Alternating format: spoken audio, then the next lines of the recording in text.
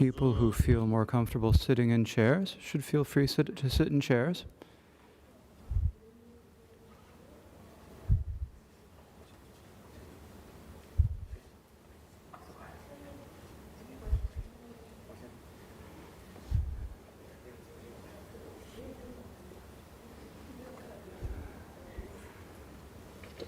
So, welcome everyone. I hope you all are having a good holiday weekend, a good Canada Day weekend, and enjoying the good weather we are having. So thank you for coming. We will start our session today as usual with the Vajradhara lineage prayer, which is on page 6 of this booklet. So Vajradhara lineage prayer on page 6.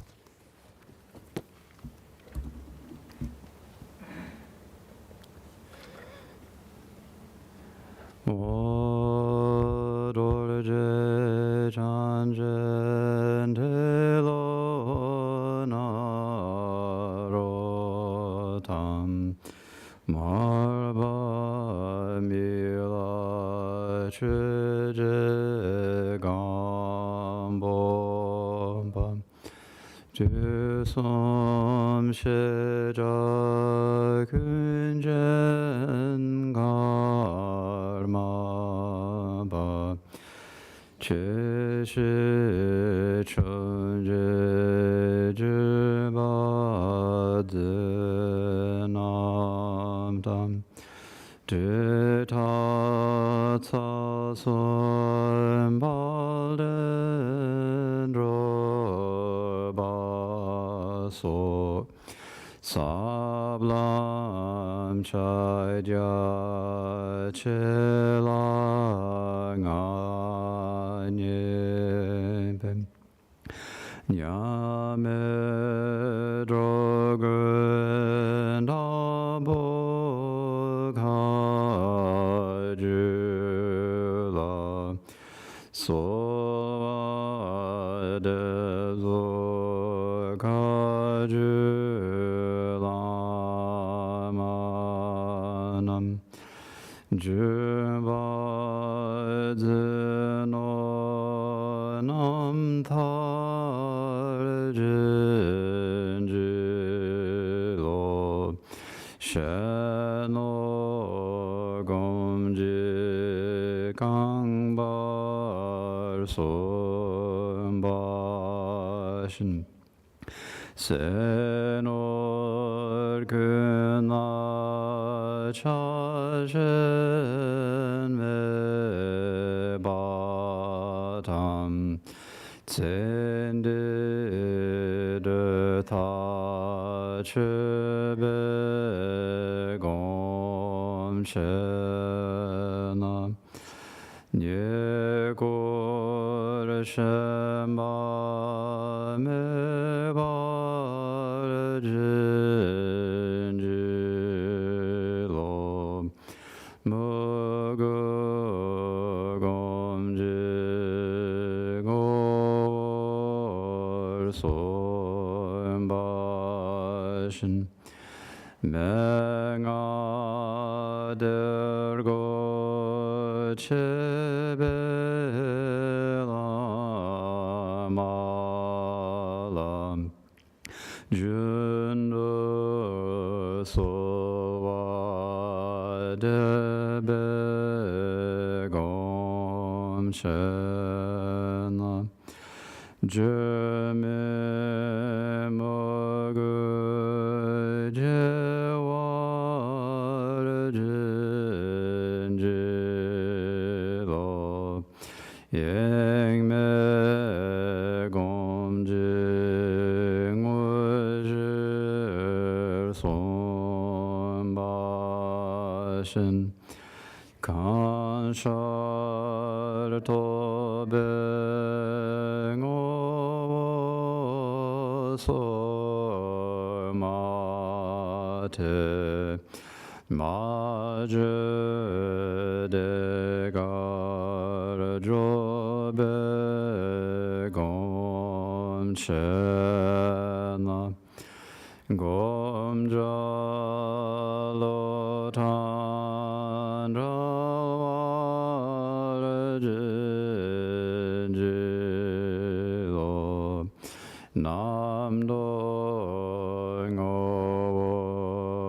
chegol son bashin ji ma yin ji liang char wa la man ga ro ba char ve gom chen lan kor de yen me to ma jin ji lo ye wa gun de yang da la ma tam tal me che gi pa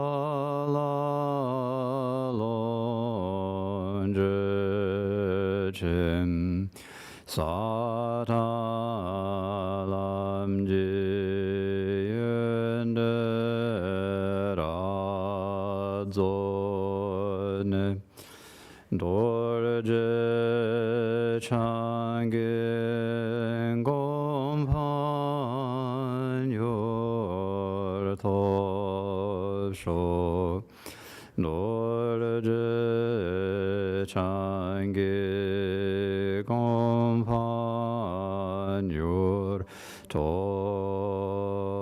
sho. The Dharma expands palace of Akanishta is the essence of all Buddhas of the three times, who shows me directly my mind is Dharmakaya.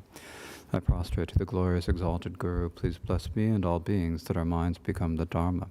Please bless us that the Dharma become the path. Please bless us that the path dispel confusion. Please bless us that confusion arise as wisdom.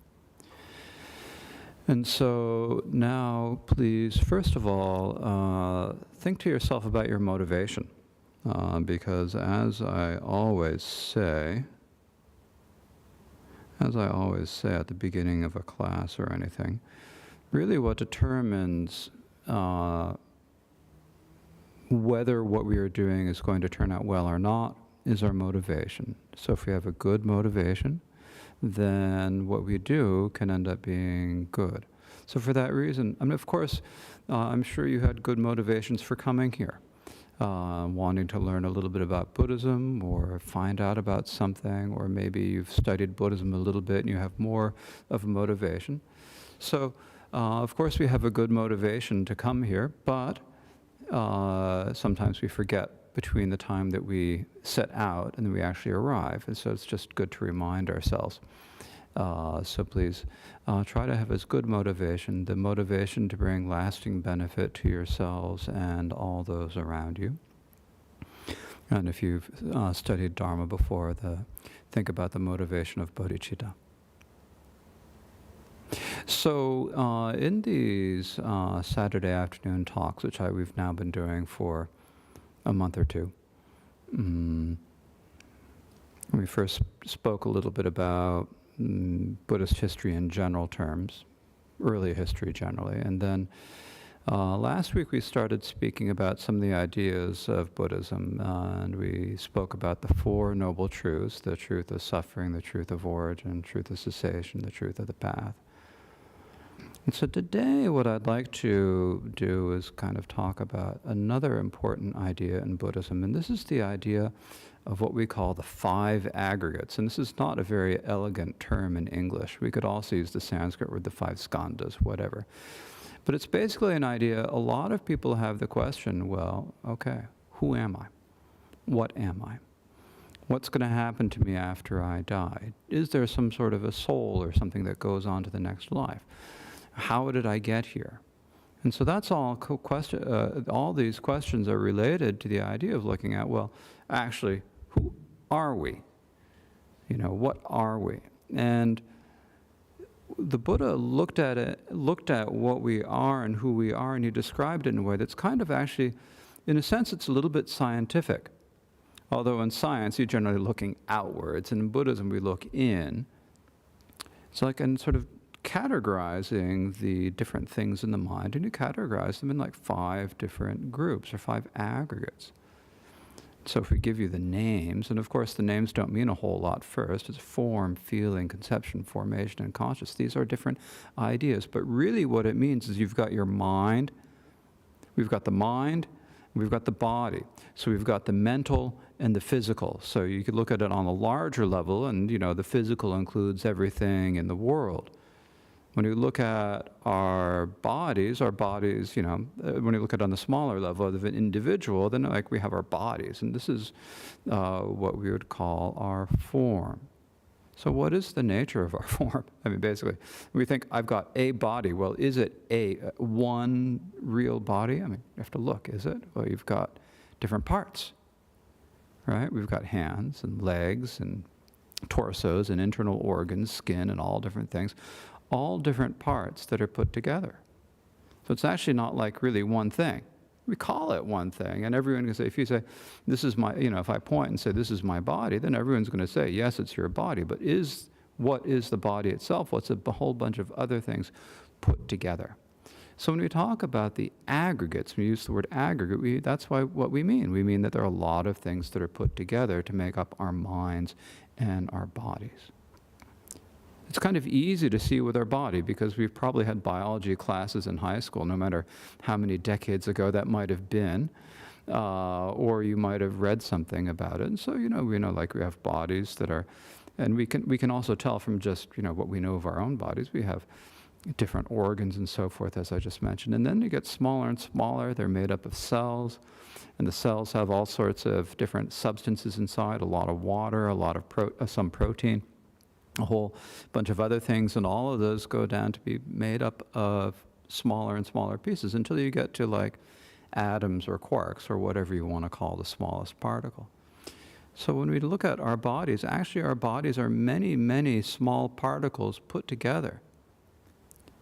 But they kind of function together, right? And they seem like they're one thing. So on one level, we call it like my body as one thing. Actually, when we look at it, it's a whole lot of things put together. So this is basically saying that our bodies are many things put together, and these things are continually changing from moment to moment. You've got the atoms are actually, like if you talk about how things, when they speak about things in physics, they talk about how the quarks and all these things come in and out of existence, whatever existence is for a quark. If you don't really measure it, you can't tell what it is. But it's sort of like this, on a subatomic level, according to physics, there are all sorts of many things going together, falling apart, arising and falling apart in every moment. And so this is the traditional teaching of Buddhism. Our body is made up of different atoms of different types that arise and perish in every moment, that are always changing. So from one moment to the next. So our bodies are always changing. There are many things put together, and because it's many things put together, it's dependent on other things. It's dependent upon the food we eat. It's dependent upon the air we breathe. It's dependent upon our mind and what we decide we want to do. It's dependent on many things, and it goes all the way back to being dependent upon, the DNA we got from our parents, our father's semen and the mother's, the father's sperm and the mother's ovum. They're coming together in the beginning to make the body, and then a lot of food and many conditions to make what's this body. And then as you look at it, you can see your body's changing from moment to moment.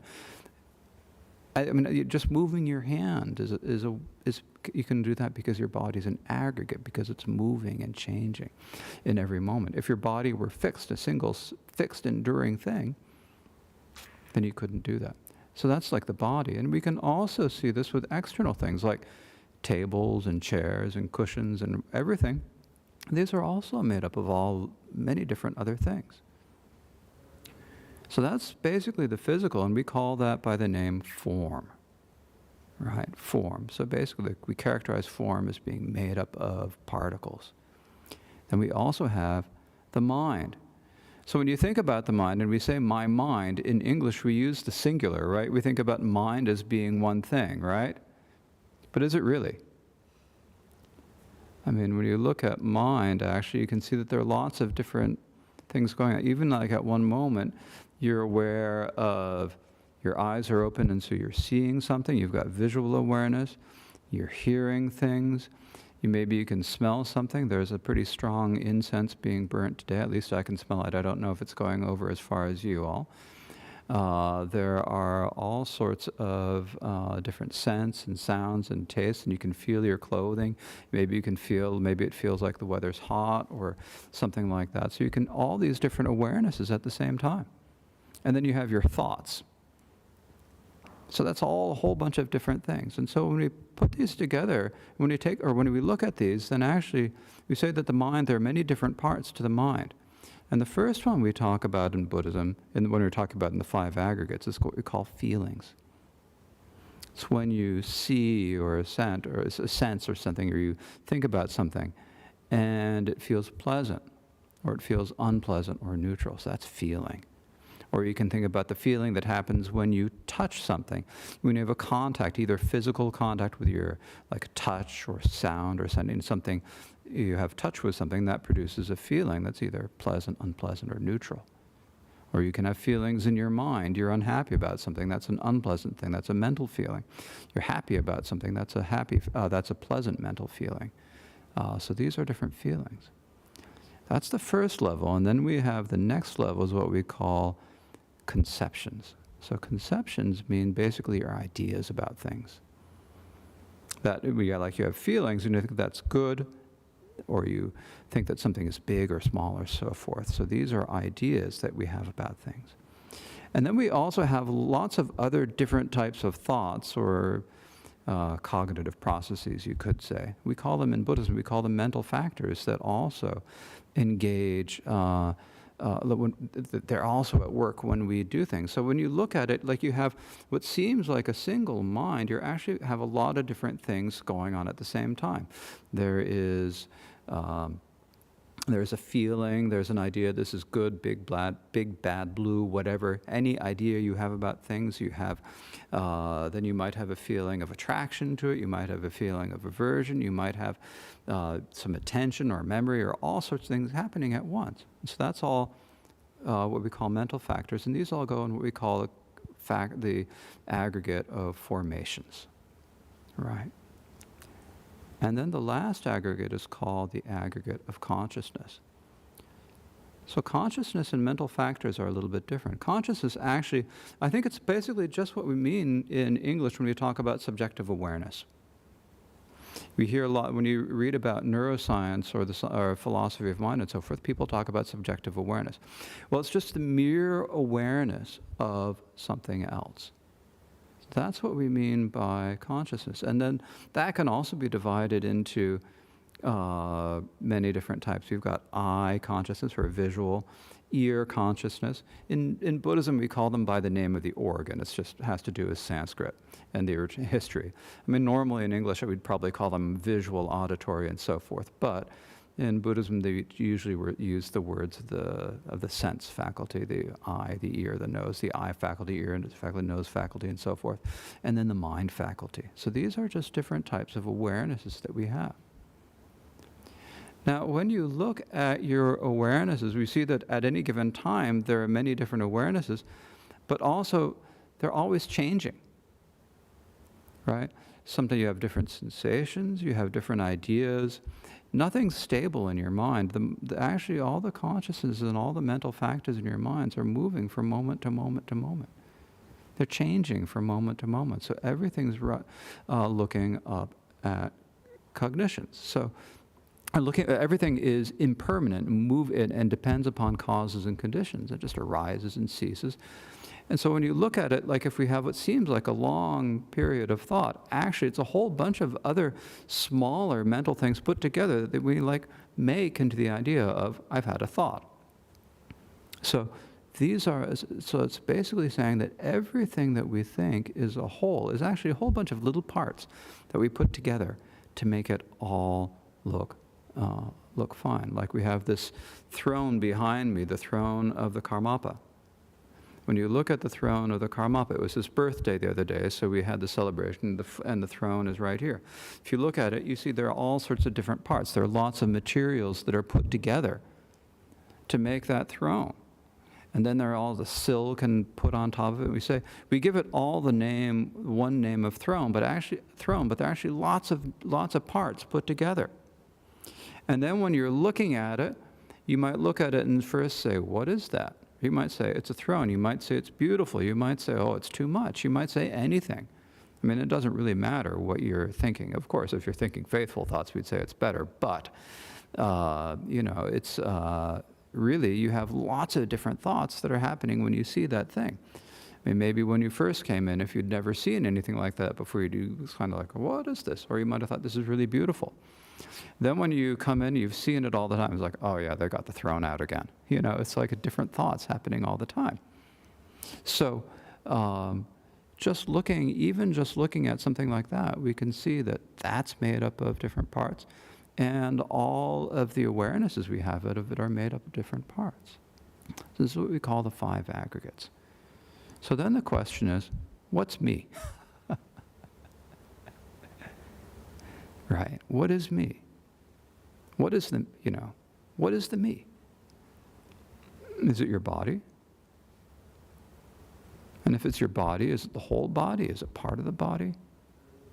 Is it your elbow or your heart, or is it your head? Is it something else? It's hard to say that any one of them is really you, because for most of the parts of our body, we can, what do you say? I mean, if your arm is amputated and you no longer have an elbow, it's not like you're no longer there. You're still there. Now, I mean, some of the parts of your body, if they weren't there, you would die, and that would be kind of the end of you in this lifetime. But really, it's hard to say that it's our body. It's hard to say that it's the whole thing together, because again, if you amputate your arm and lose everything from your elbow down, you're not less of a person, you just have less of a body, right? You're still a whole person. You're just, an amputee or whatever, give a different name or description, but you're still a whole person, right? So the body is like the whole thing, isn't it? It's not like the parts are all it, because if you'd say like your fingers are your body, then you'd have 10 bodies. And if you count your toes, then you'd have 20. So it's not the body, it's not any part of the body. And then we think about, well, what is me? Is it your mind? Yeah, well, okay, maybe it's your mind, but sometimes you talk about your mind as being, as mine. And if something is yours, then it's not you. It's something that belongs to you. So when the Buddha looked at this, he taught that basically when we look at the 5 aggregates, we've got the aggregate of form, which is the physical aspect of body, and also it also includes, literally it includes the whole world, but right now we're thinking about it in terms of the body. It includes your feelings, your conceptions, formations, or the mental factors, the different cognitive factors, and then the consciousnesses. And we can look at any of them and we can say, this is me.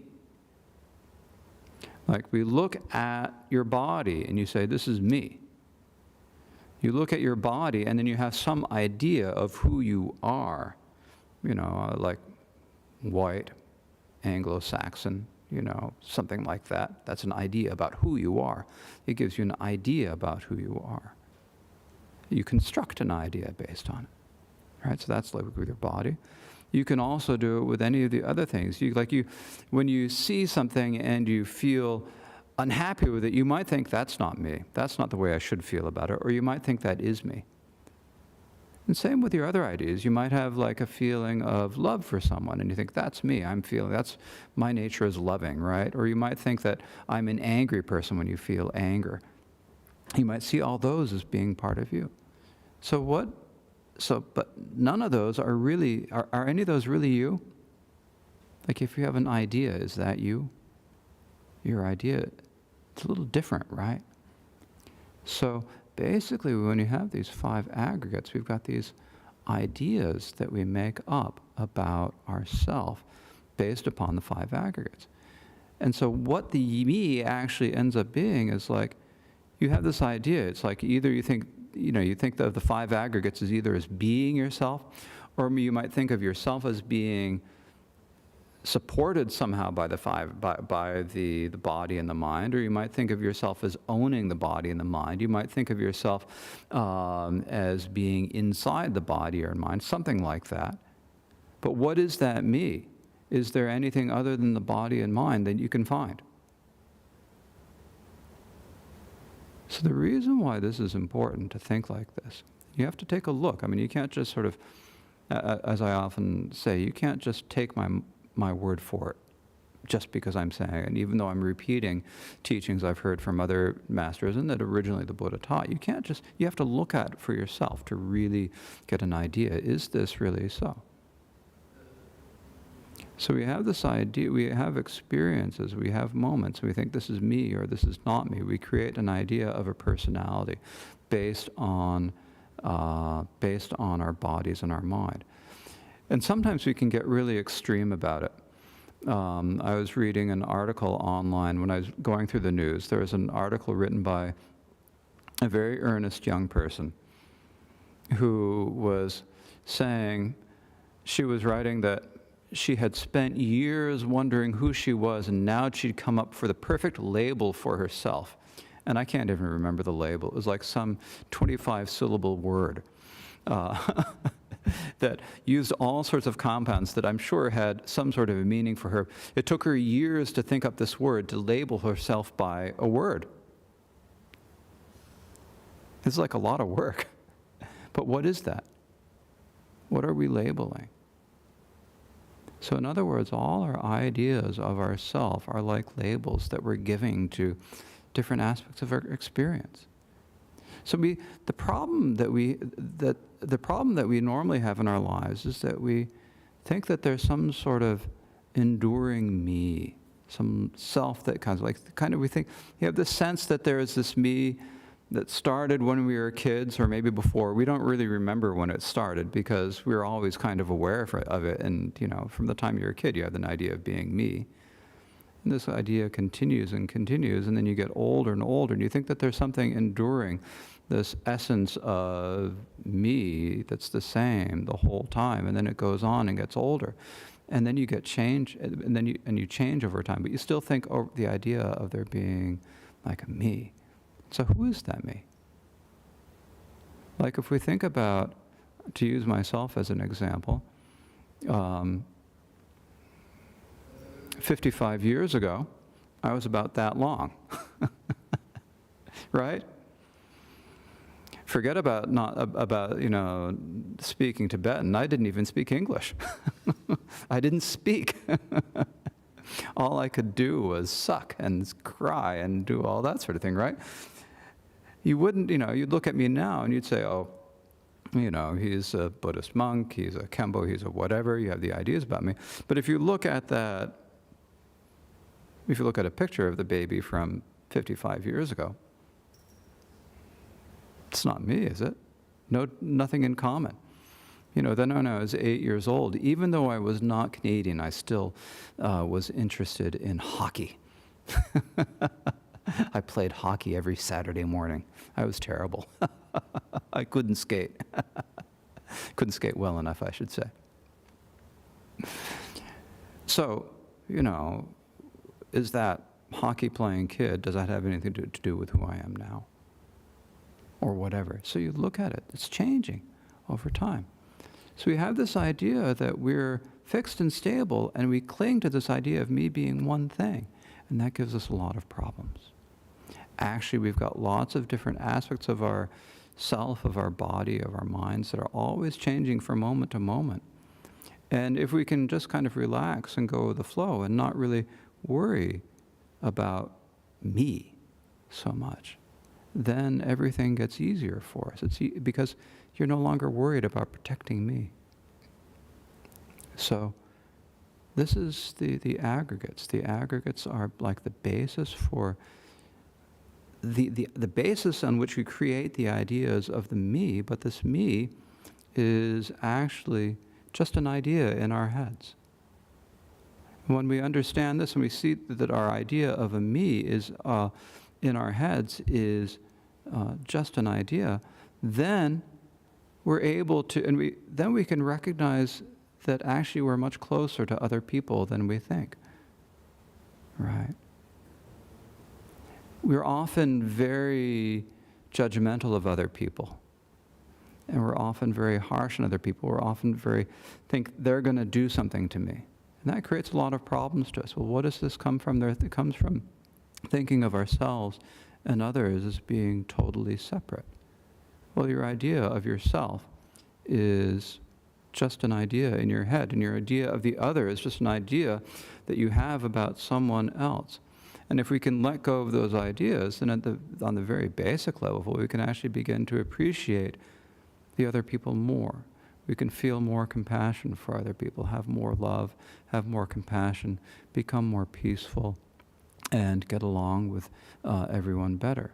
So understanding this idea, this is what we call selflessness. Now, of course, the word selflessness, it's a nice word in English because it's a bit of a pun. In the Tibetan, the Sanskrit and the Tibetan words, also the Chinese word, the anatman in Sanskrit, or datme in the Chinese, I believe it's what, wo. Yeah, so no me. That's like saying there's no real me. In English we say selfless, and this also means like there's no real individual self, but it also has a nice meaning that when you are selfless, then you're more willing to help others.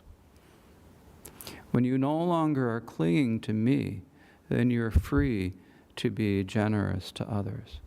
You're free to help others more. And the more we do this, then the more we bring ourselves happiness, and the more we bring other beings happiness as well. The more we can do it. And so even if we don't bring people happiness, at least we can decrease the amount of harm that we do to other people. We think of ourselves as being this fixed me. We think of the other as being a fixed person. The other person does something that we don't like one time. We don't bother to think about the reasons why that other person would have done that, why they would have acted that. We just think, that's a person I don't like. And we think of them as being like solid and not changing. And we think of ourselves as being solid and not changing, and then we get in conflict. That prevents us from having compassion for them. Actually, if we sit back and look, there's no reason that that other person is going to necessarily be like that again in the future. And even if they are going to be like that because of their own habits, then holding them as an enemy doesn't help us deal with them at all. In fact, it just makes it harder.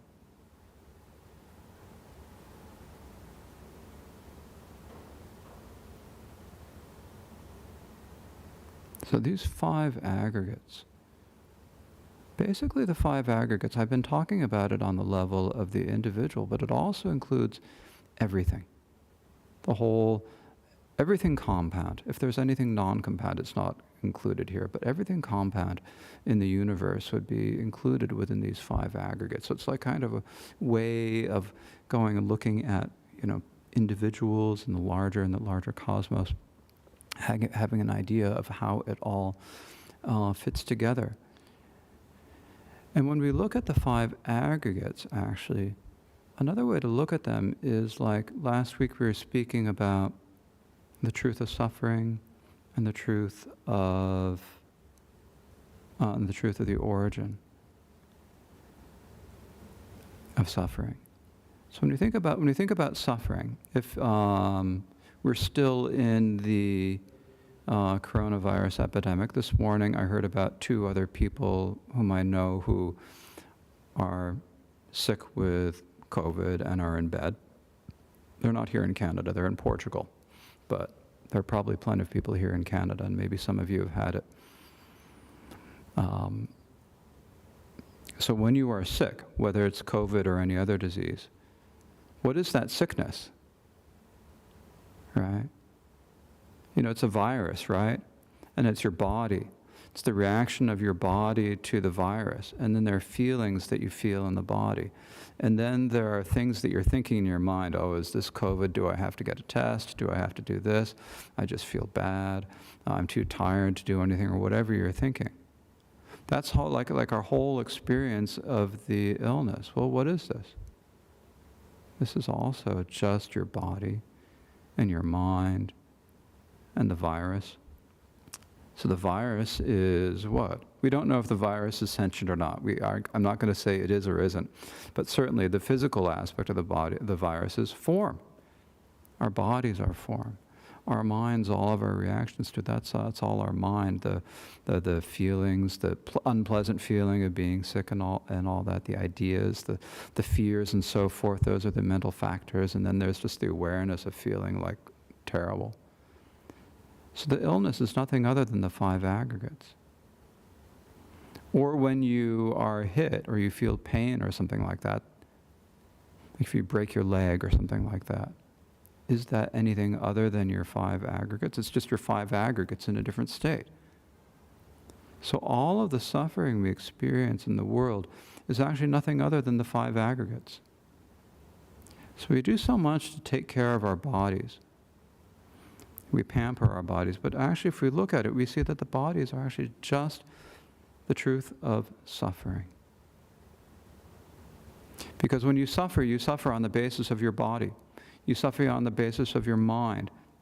And so there's no suffering in the world that is separate from some being's body. Or the mental suffering that is not separate from anyone's mind, and that's all in the 5 aggregates. That's all the mind and the body. So there's no truth of suffering. In other words, it's a way of saying that there's no truth of suffering separate from your, from you or from your experience, the things you experience. There's no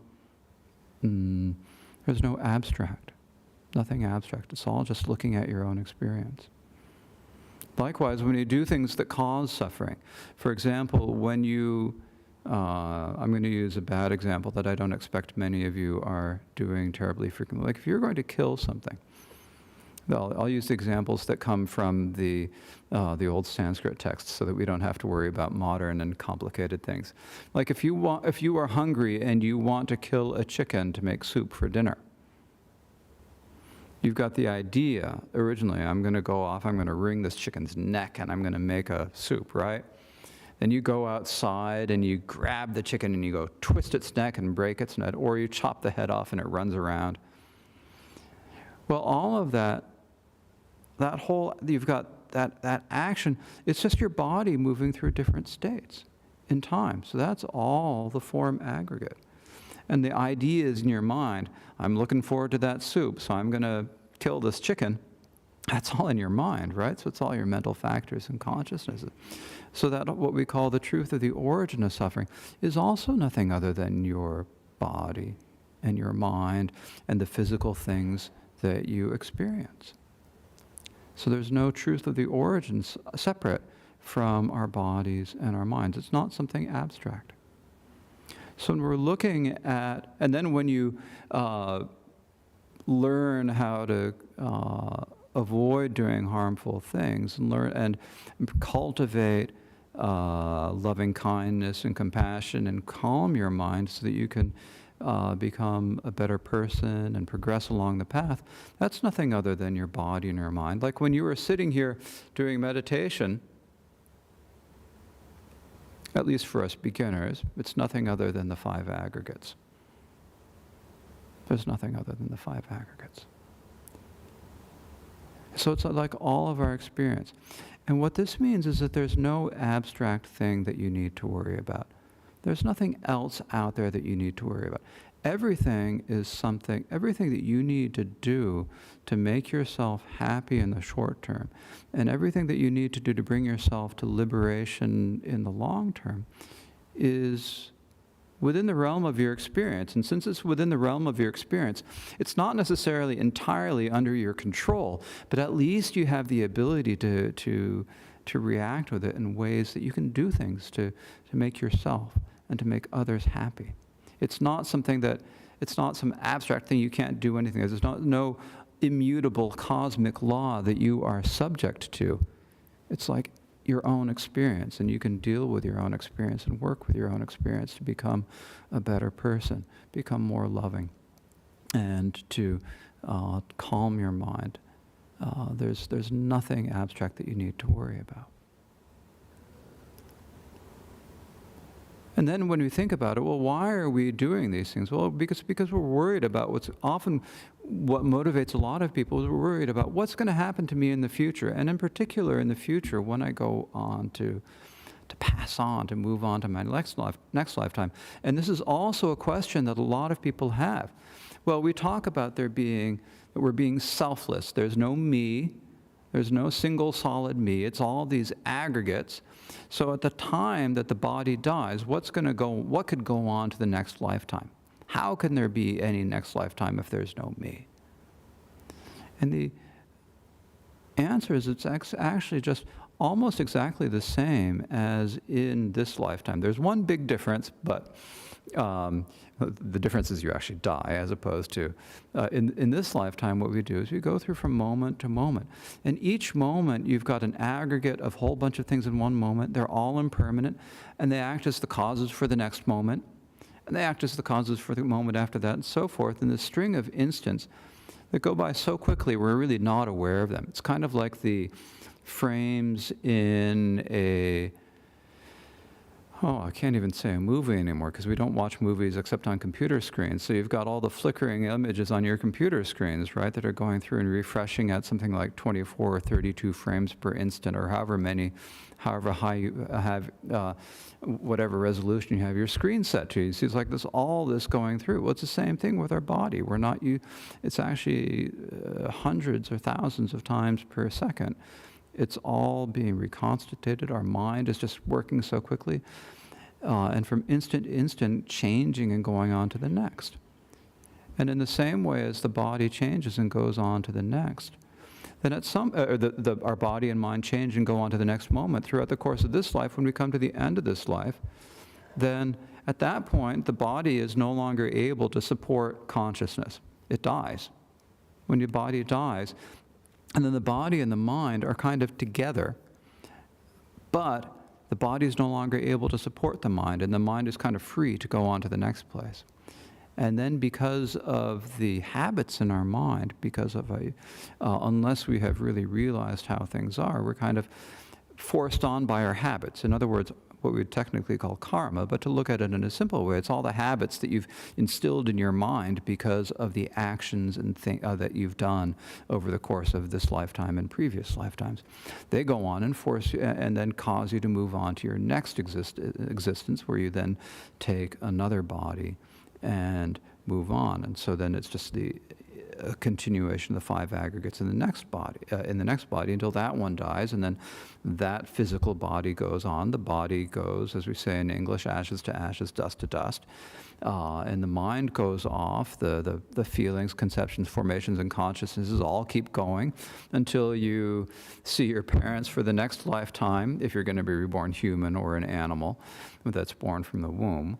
You see your parents, and then you feel like attraction, and you enter the womb, and then you're stuck in a new body for the duration of the next lifetime until you move on. And so we're forced onwards by our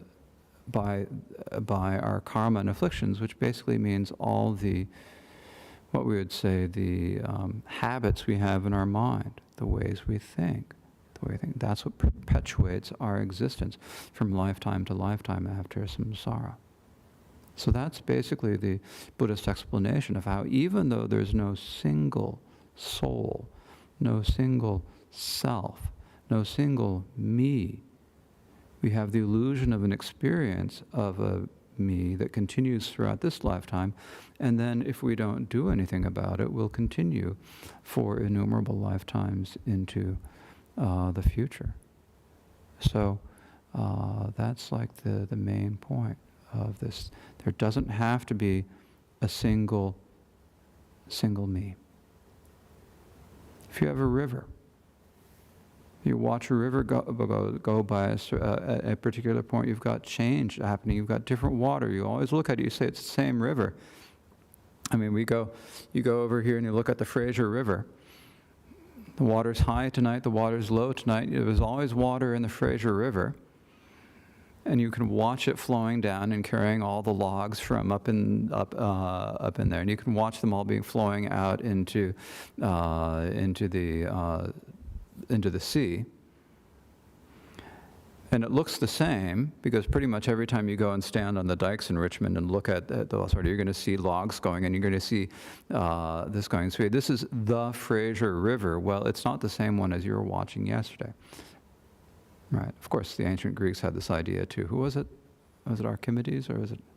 They had these ideas as well. Anaximander, I think it was.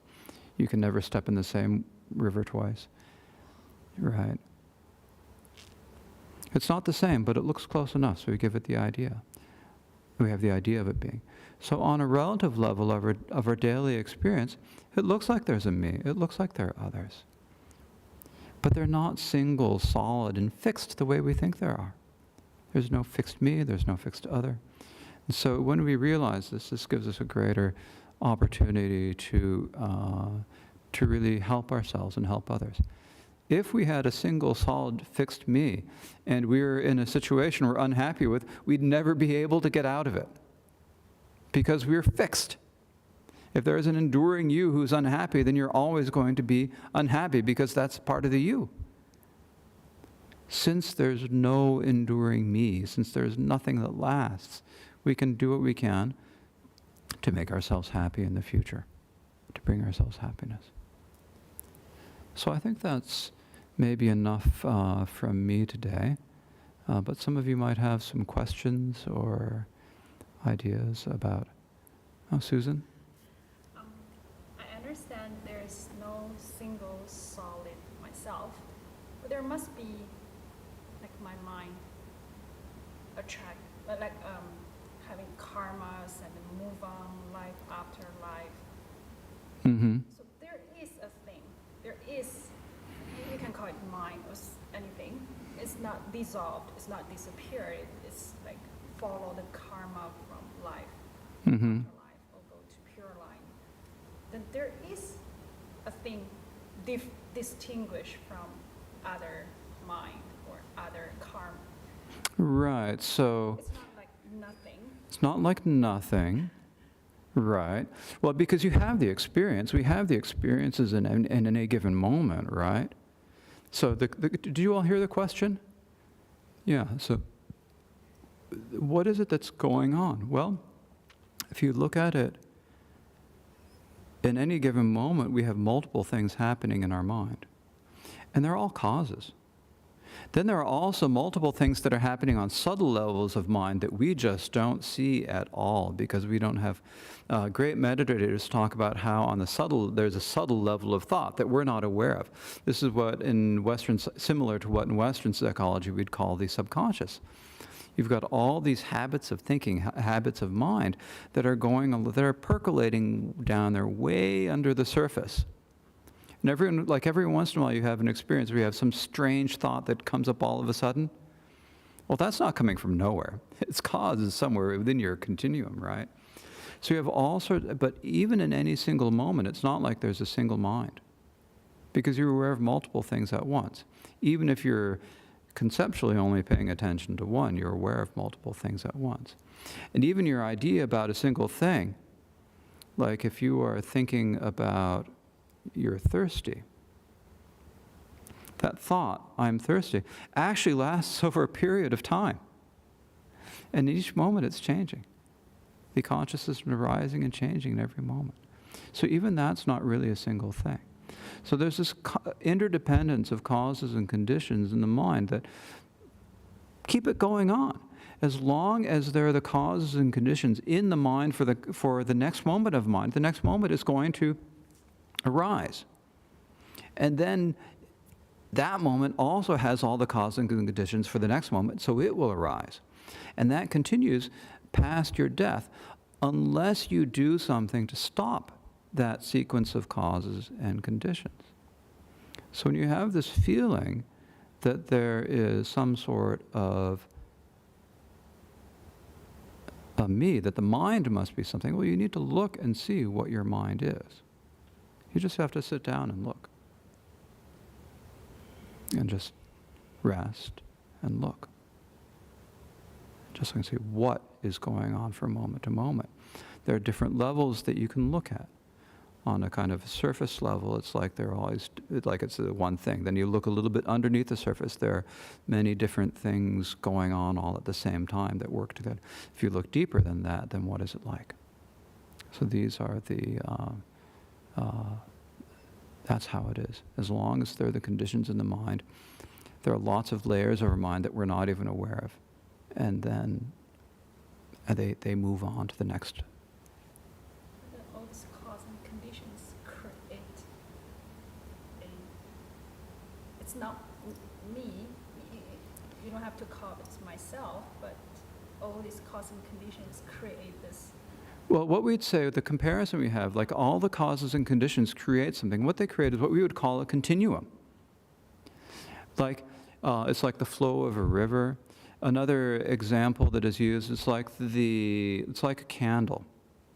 The candle burns down and you get down to the end. In the old days, when you didn't have electric lights, then you had to make sure to light the next candle from the old one and put it on the next one. That candle burns down in a series of instants, and unless you want to go to bed, you have to light a new candle, and that one burns down. Or it's like a continuum, like when you have a series, you have an army of ants. Like you have ants walking across the street, they're going in a line, or across the sidewalk. If they're going across the street, they're getting smushed. But if they're going across the sidewalk, they're going in a line, right? So you'd say there's a line of ants. Well, actually, there's no line of ants separate from the individual ants, right? Or if you think about, like, you say there's an army, there's a Russian army and a Ukrainian army, and they're fighting each other. It's not one army, it's you've got a couple 100,000 people on one side trying to kill a couple 100,000 on the other side. Right, there's no army separate from the individual soldiers and probably also the material, the equipment that they use. There's nothing else that you could say is the army. So it's like those are all ideas that we're giving to that we're putting on it, but actually what is it? And so that's kind of what you have to look at. You have to just relax. Let your body and mind relax. Sit down, relax, and look. Yes? Question connecting to your answer given to Susan. So when we sit down to meditate and try to watch the mind, how do we actually do that? Is it just watching it breathe and watching our thoughts and not letting the thought, not letting it hold me away? That's kind of the beginning stages. So when you're sitting, and I mean, it's a little bit, when you talk about looking at the mind, that's a matter of just kind of turning your attention inwards. And the best is to just sort of sit and rest and look. And it's not so easy. So at the beginning, you need to do the things that are going to help your mind be more stable. That means increasing your faith and your devotion, feeling like it's really important, being dedicated, feeling like there's some dedication that you have to have, developing your compassion.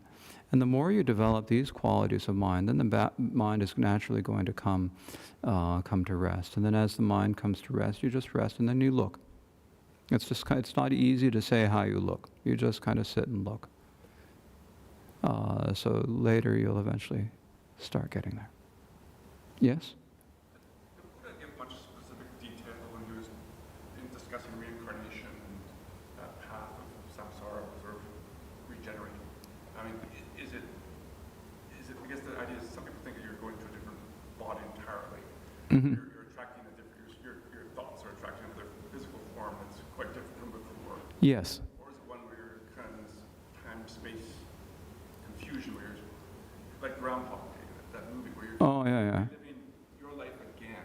Yes. Same parents, maybe a slight variation on the other one. Yeah. Back in the same loop of who you were. No, unfortunately, it's not like Groundhog Day. Maybe fortunately, I mean, that didn't sound like that movie. He wasn't having a lot of fun until he figured out what was going on and learned how to take his piano lessons. But it's like, I mean, of course, modern ideas of space-time are different, but ancient, it's like the past is past. The present is what's happening at the moment, and the future is everything in the future. And they go along in kind of a progression is the idea, the way it's taught. And so there is a lot of detail in this. This is given in, and then it was collected by later masters and systemized in a set of teachings we call the Abhidharma. But the Buddha would teach this. He taught how when you die, you you go on to the next realm. How there's a period in between the death in one lifetime, and then the rebirth in the next. That's according to some traditions and not others. So there's a lot of detail about it. But basically, when you are reborn, then when you die and then move to the next body, that depends upon your karma. And if you have had good karma, then you might be reborn in another good body, such as a human body or the body. Traditionally in Buddhism, we talk about 6 realms of beings: gods, demigods, humans, animals, hungry ghosts, and hells. So depending upon your actions, then you're going to go to the place where you will next be reborn, to the realm where you next be reborn, or in the body. Now, it might be in the same realm if you're very, very lucky, but we can see, that there are billions of animals for every single human. So, the odds of being human, again, are kind of low if you're just leaving it up as a crap shot. They also say that the human population has expanded massively from when it was before. Yes, that is true, but if you compare the human, and we have killed so many of the animals on this planet, it's that you might think that there's a better chance of being reborn human in the future. But still, even on this planet, there are billions of animals for every single human. Billions. It's a staggering number. And this is not even considering whether singular cellular organisms are sentient animals or not. But if you look at it on the level of like the multiple universes, then there's probably some sort of it's not necessarily static, but there are opportunities to be reborn in other realms. Not necessarily that humans in those realms are going to look exactly like us, but human basically meaning someone who has the ability, who has a comfortable enough lifestyle to give some time to do some practice and has the ability to communicate it and think. That's what we mean by human. You might have a cockroach body, but if you have that ability to think like that, then that's what we consider human. So that probably exists in other realms too, in different ways. So what brings you to the next place is your karma, because your karma is like what creates the habits of your mind.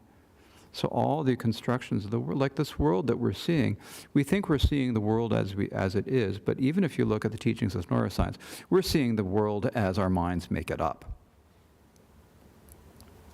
What we think we're seeing as being objectively existent. We're not seeing half of all the information that reaches our senses, and we're constructing it in ways. There's no such thing as an actual color of red. It's just the way our minds interpret the wavelength that comes to our eyes, and then creates this image of red in our minds. We have no idea. I have no idea whether my image of red is the same as the image of red that appears in your minds.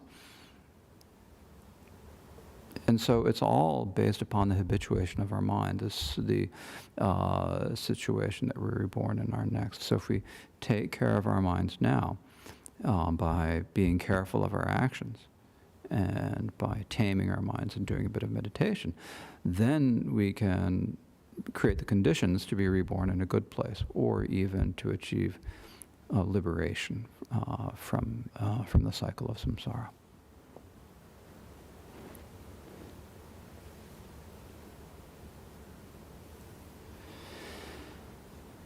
Yes, one more from Susan. Does karma play the major role in our present life? Mm-hmm. Who we are, what we're supposed to do, and even like our personality, that's all because of our karma? Karma playing the role. Basically, karma, there are different types of karma. There are different ways that karma ripens, and this is actually I've actually made myself a syllabus from what I'm going to speak about for the next few weeks. And so like next week I'm planning to speak about karma and conduct and so forth. But to go at a little bit now, when our experience now, like the fact that you were born to the parents you were born in the time you were born. For example, where you were born, I mean, I happen to know Susan from before, so I can say a little, and maybe I won't be too specific, I can't be too specific because I don't know, I only know a little bit. So you were born in China at a particular time. If you had been born in China 10 years earlier, you would not have had the opportunity to emigrate to Canada. Perhaps if you had been born 10 years later, you wouldn't have felt like there was a need to emigrate to Canada. So you're born at a particular time that then brought you here. Of course, there's your own choices that you made. You made the choice to get on the plane and come over. I mean, I don't know, maybe you were sent, I don't think you were sent as like a penal colony or something like that. I don't think you were kicked out of China and sent over here, but you were sent, you came here. So there are a bunch of factors. There's our own choices that we make in this lifetime, but those are often dependent upon the habituation in our lifetime. So you've got the situation that you find yourself in, that's kind of what we call the ripening of karma. And then you've got all the habits in your mind that condition your responses to that situation. And that habituation is also related to karma. It's a different type of result of karma. Technically, we'd call one the ripening, the other would be like the compatible results. And so these are the different, they work together in different ways. And at every moment, you have the opportunity to make choices, to change yourself. Not always easy to take, but there is that opportunity.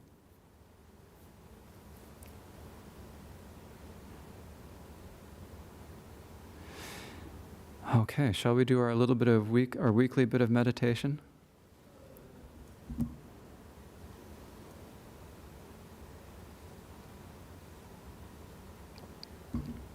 Yes, could I have that, please?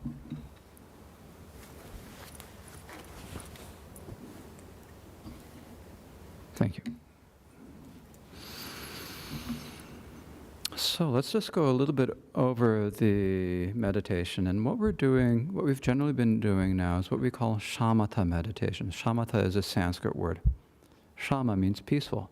Tha is the word for staying. So just resting peacefully. And the first thing we have to do is we have to sit comfortably. Usually we sit cross-legged. Sometimes it's not so comfortable for your first few times doing it. So sit cross-legged and sit up straight and relax. It's important to relax.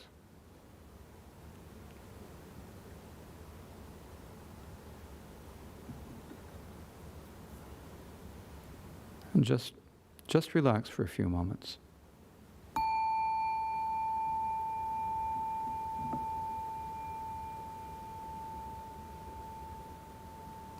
So relax.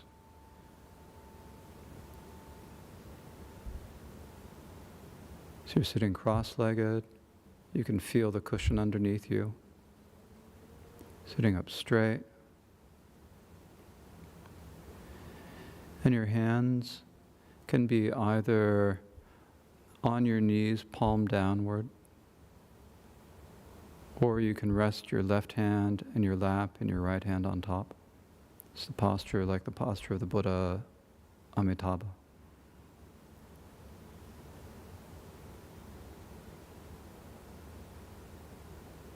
Open your eyes. Just relax.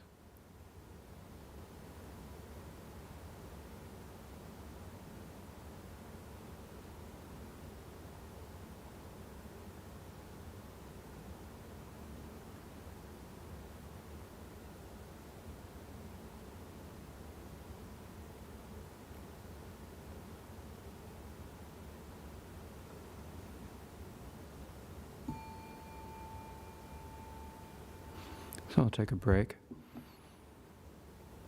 Those are the points when we're meditating, we have our bodies and our minds, right? So the point of the body is we sit in good meditation posture. A lot of you are sitting with your hands upturned. Maybe try turning them over. And when you turn them over, if you go too far over on your knees, you're going to pull yourself over and no longer sit up straight. So maybe just a little bit behind. I guess it depends on the length of your legs. In our tradition, we meditate with our eyes open. And I know a lot of people have trouble with this at first. So just relax. Seeing things is not a problem. If you see something, you see something. There's no need to stop anything in your mind. If you see it, that's fine. If you find yourself thinking about it, it's not a big deal. You just go back to the meditation. So meditate with your eyes open. And so now, when you're sitting in this comfortable posture, then the most basic instruction, it's also kind of the most advanced instruction at the same time, is to just rest, letting your mind be. Don't chase after the past. Don't anticipate the future. Just rest in the present moment. So just rest. Relax in the present moment.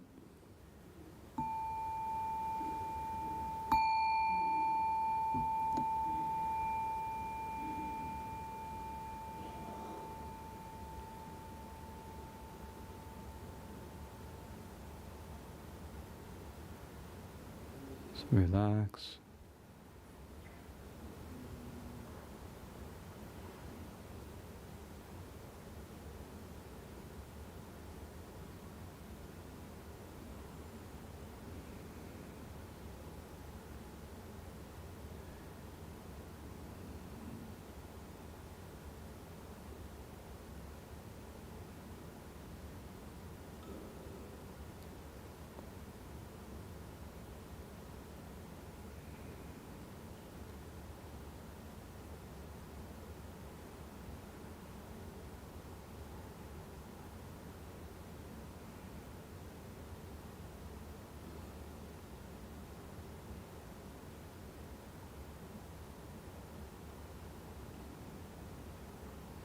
Now take a little bit of a break, not necessarily moving.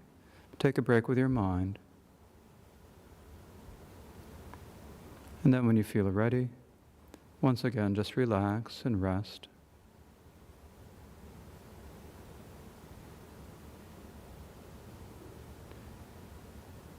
Remember the instruction, don't follow the past, don't anticipate the future. Just rest in the present moment.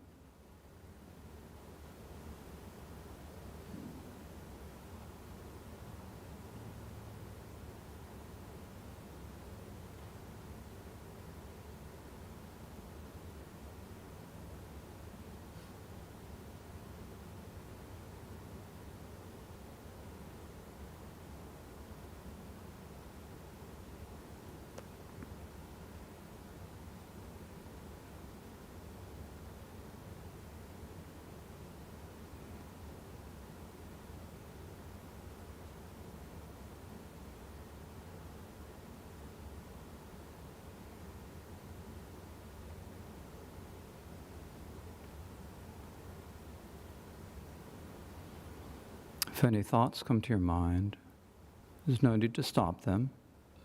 Just let them come. And then just rest.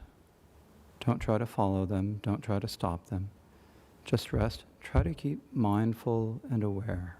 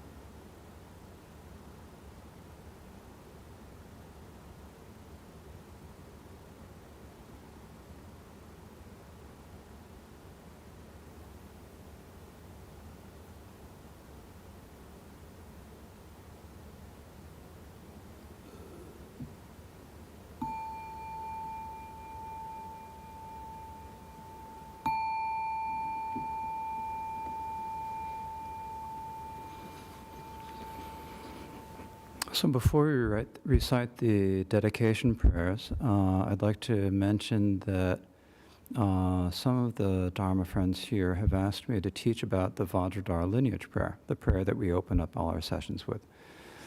So starting on Thursday night, for the next 3 Thursdays, I'll be teaching on this prayer. So we'll do that Thursday evenings, and we will also have Mandarin translation. So if you have any Mandarin speaking friends, please encourage them if they're interested. Of course, it's not like I have too much real experience with what that prayer is really talking about, but I can at least repeat some words that I have heard. So that'll be on the next 3 Thursday nights, the Vajradhara lineage prayer. What time is it? I don't know. 7? 7 o'clock? I don't even know what time it is. I don't have to worry about what time it is as long as I show up. Figure it out by Thursday. I'm sorry. I don't have to get here. I don't have to commute. My commute is all of 50 feet from my room. That very first one, yeah.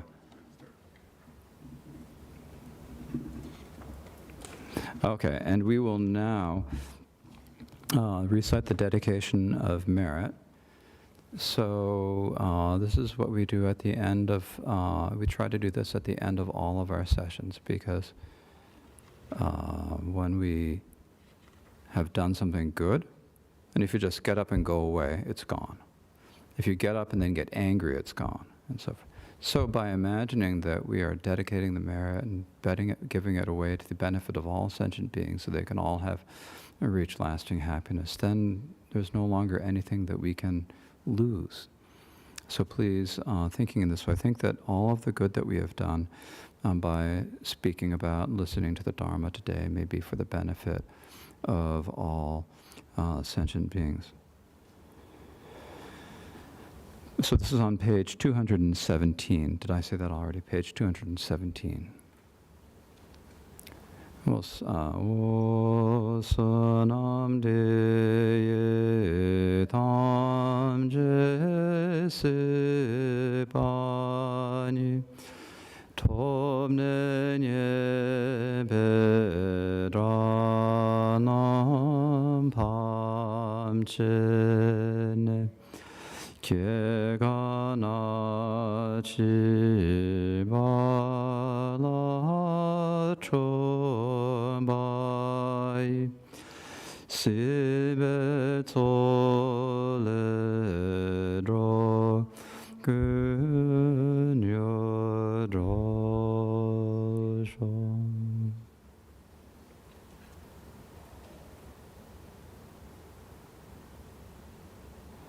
Okay, thank you very much. Thank you.